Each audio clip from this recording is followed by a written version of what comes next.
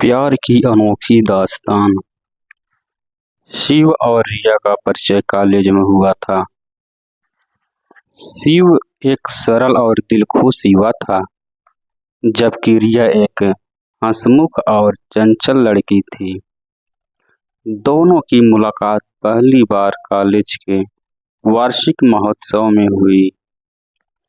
जब शिव ने रिया को गाना गाते देखा, उसकी आवाज ने शिव को मोह लिया। उसके बाद शिव ने रिया से बातचीत करने का एक बहाना ढूंढा। एक दिन वह उसे लाइब्रेरी में मिला और उसकी मदद करने के बहाने बातचीत शुरू की। धीरे धीरे दोनों के बीच दोस्ती बढ़ने लगी। दोस्ती के कई महीने बीत गए। शिव और रिया की बातें अब गहरी हो गई थी। दोनों अपने सपनों और चिंताओं को साझा करते। एक दिन जब रिया उदास थी, शिव ने उसे हिम्मत दी और उसे मुस्कुराने पर मजबूर कर दिया। रिया ने उस दिन महसूस किया, शिव उसके लिए सिर्फ एक दोस्त नहीं है, बल्कि उससे भी कुछ अधिक है। शिव भी रिया के प्रति अपने भावनाओं को पहचानने लगा था,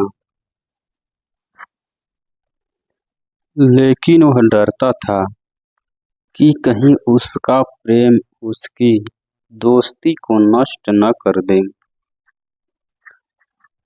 एक शाम जब दोनों कॉलेज के गार्डन में बैठे थे, रिया ने शिव से पूछा, तुम्हें क्या लगता है, प्यार क्या है? शिव ने थोड़ी देर सोचा और फिर कहा, प्यार वो है जब किसी की खुशी तुम्हारी खुशी से बढ़कर हो।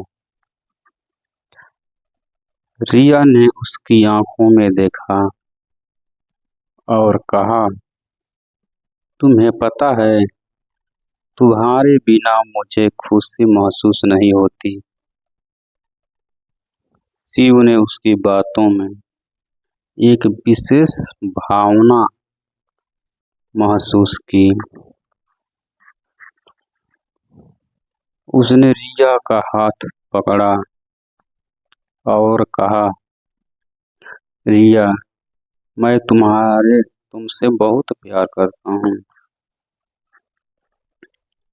रिया ने मुस्कुराते हुए कहा, मैं भी शिव। प्यार में पड़ने के बाद शिव और रिया को कई मुश्किलों का सामना करना पड़ा। रिया के परिवार उसकी शादी कहीं और तय कर दी थी। शिव और रिया ने अपने प्यार को बचाने के लिए संघर्ष किया। उन्होंने अपने परिवार को समझाया, अपनी भावनाओं को व्यक्त किया और आखिरकार उनके प्रयास सफल हुए। शिव और रिया की शादी एक साधारण लेकिन खूबसूरत समारोह में हुई। दोनों ने वादा किया कि वे हमेशा एक दूसरे के साथ रहेंगे, चाहे कैसी भी परिस्थितियां हो। उनका प्यार उनकी दोस्ती की नींव पर आधारित था और यह नींव इतनी मजबूत थी कि कोई भी तूफान उसे हिला नहीं सकता। इस तरह शिव और रिया की प्रेम कहानी एक नई शुरुआत के साथ समाप्त हुई। एक ऐसे सफर की ओर जो उन्होंने एक साथ चुना था।